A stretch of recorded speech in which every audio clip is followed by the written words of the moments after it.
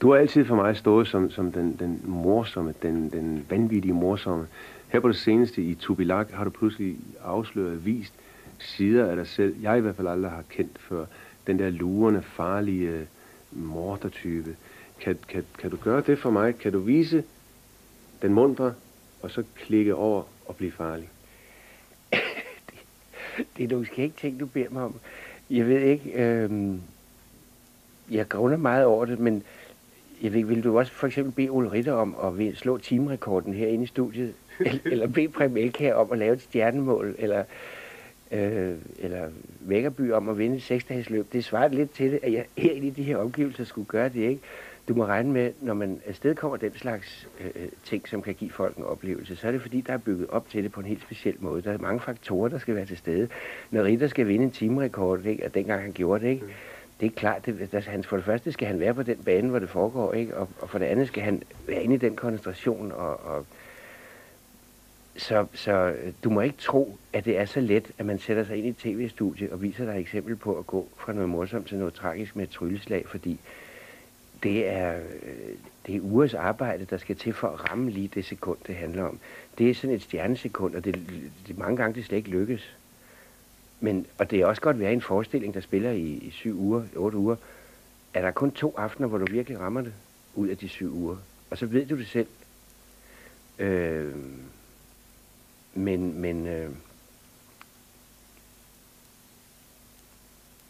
Jeg kan måske godt på en... jeg kan ikke i det her studie ramme det sekund, du beder mig om.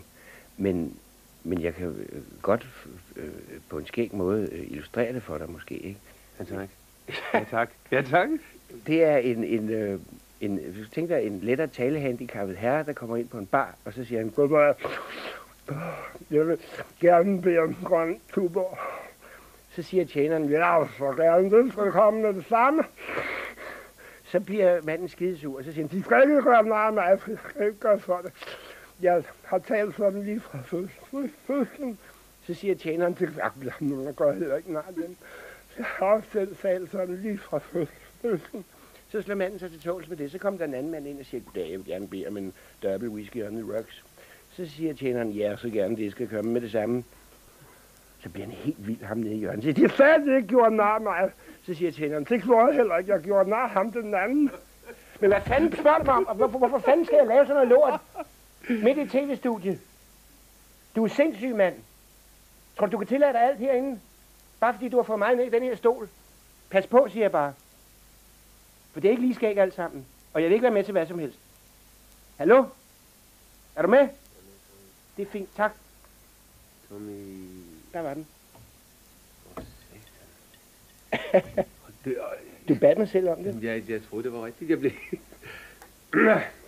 Tommy, fiaskoer. Det var det, du bad mig om. Ja, tak for det. Jeg ved ikke, om jeg ramte det. Af for helvede. Så må du selv bedømme, om du synes, jeg ramte det sekund eller ej. Du er ret færdig.